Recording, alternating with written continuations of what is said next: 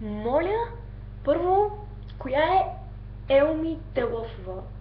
И второ, ам, Моника е супер сладка, но е много далеч от идеалите ми по начина, по който смисъл аз искам да изглеждам.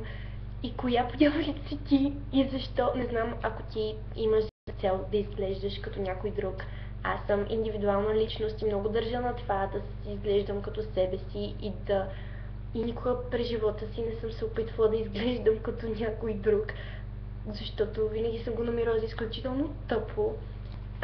Но явно, в смисъл, ти се опитваш и оттам идва и тази идея. Ам, за това, че съм ужасно грозна, какво да ти кажа? По принцип, аз не се смятам за красива, но ако трябва да съм честна, съм сигурна, че ти като смисъл анонимна личност си ама страшно яка и супер красива и просто мечтата ми е да изглеждам като теб и да имам смелостта, която ти имаш и изобщо принципите ти и начина ти на живот. И да, аз ти предлагам да се стегнеш и някакси да спреш да гледаш другите и по някакъв начин да се научиш, че живота не е Моника Александър и Ело Мителов, в кой по дяволите е това момиче. Както и да е, така, стягай се, мацка.